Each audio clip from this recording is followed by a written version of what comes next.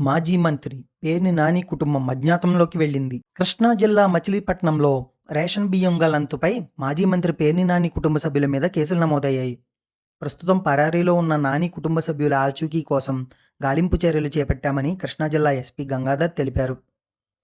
మాజీ మంత్రి, వైసీపీ కృష్ణా జిల్లా అధ్యక్షుడు పేర్ని వెంకట్రామయ్య అలియాస్ నాని తన భార్య జయసుధ పేరిట బందరు మండలం పొట్లపాలెంలో గోదాములను నిర్మించారు. దాదాపు 40,000 టన్నుల సామర్థ్యం కలిగిన ఈ గోదాములను 2020లో ఏపీ గిడ్డంగుల సంస్థ ద్వారా పౌర సరఫరాల సంస్థ అద్దెకు తీసుకుంది. బస్తాకు నెలకు ₹5 వరకు అద్దె చెల్లిస్తోంది. ఇక్కడ నిర్వహణ అంతా ప్రైవేటు యాజమాన్యమే చూసుకుంటుంది. సివిల్ సప్లైస్ కార్పొరేషన్ ఆధ్వర్యంలో జిల్లా మేనేజర్ ఎప్పటికప్పుడు నిల్వలు పరిశీలించాల్సి ఉంటుంది. అక్కడి గోదాముల్లోని నిల్వల్లో తేడాలున్నట్టు గత నెల చివరి వారంలో పౌర సరఫరాల సంస్థకు ఫిర్యాదులు అందాయి. దీంతో డిసెంబర్ నెల మొదట్లో జిల్లా జాయింట్ కలెక్టర్ గీతాంజలి శర్మతో పాటు పౌర సరఫరాల శాఖ అధికారులు సోదాలు చేయగా బియ్యం నిల్వల్లో వ్యత్యాసాన్ని గుర్తించారు. ప్రభుత్వానికి చెందిన రేషన్ బియ్యంలో 185 టన్నులు మాయమైనట్టు సివిల్ సప్లైస్ కార్పొరేషన్ కృష్ణా జిల్లా అసిస్టెంట్ మేనేజర్ కోటిరెడ్డి ప్రాథమికంగా గుర్తించారు.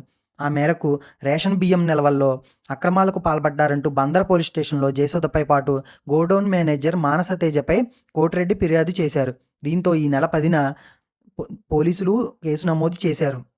రాష్ట్ర పౌర సరఫరాల సంస్థ అధికారులు 185 టన్నుల బియ్యం విలువను 89.72 లక్షలుగా లెక్కగట్టారు. ఘటనపై సమగ్ర విచారణ చేయాలని సంస్థ ఎండీ మంజీర్ జిలానీ ఆదేశాలు జారీ చేశారు. బియ్యం గల్లంతుపై లెక్కలు కట్టి రెట్టింపు జరిమానా వసూలు చేయడంతో పాటు గోదాముల యజమానిపై క్రిమినల్ చర్యలు తీసుకోవాలని ఆదేశాలు జారీ చేశారు. ఆ మేరకు నాని కుటుంబం ₹1,79,00,000 జరిమానా చెల్లించాలని స్పష్టం చేశారు. గోదాముల్లో వే బ్రిడ్జి సరిగ్గా పనిచేయకపోవడం వల్ల తగ్గుదల వచ్చిందని పౌర సరఫరాల శాఖ అధికారులకు పేర్ని జయసుధ లేఖ రాశారు. షార్టేజీకి సంబంధించిన ధాన్యం విలువ ప్రభుత్వానికి చెల్లిస్తామని ఆమె ఆ లేఖలో పేర్కొన్నారు.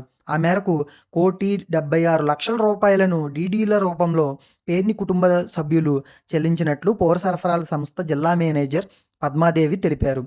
తనిఖీల్లో భాగంగా చేపట్టిన ప్రాథమిక విచారణలో పేర్ని జయసుధకి చెందిన గోడౌన్లో 185 టన్నుల బియ్యం నిల్వలు మాయమైనట్టు గుర్తించామని, అయితే పూర్తి స్థాయి సోదాలు చేపట్టిన తర్వాత 248 మెట్రిక్ టన్నుల బియ్యం మాయమైనట్టు తెలిపారు. దీనిపై ఇంకా సదరు గోడౌన్ బాధ్యులకు నోటీసులు ఇవ్వలేదని చెప్పారు. డబ్బులు చెల్లించిన కేసులు ఎందుకు చేస్తున్నారంటే ప్రభుత్వ ఆస్తులను దుర్వినియోగం చేశారన్న అభియోగంపై 316 క్లాస్ 3, 5, 61 క్లాస్ 2 రెడ్ విత్ 34 సెక్షన్ల కింద కేసులు నమోదు చేశామని బందర్ తాలూకా పోలీస్ స్టేషన్ సిఐ యేసుబాబు తెలిపారు. డబ్బుల తిరిగి చెల్లింపుతో తమకు సంబంధం లేదని, ప్రభుత్వ ఆస్తుల దుర్వినియోగంపై క్రిమినల్ కేసులు నమోదు చేశామని పోలీసులు తెలిపారు.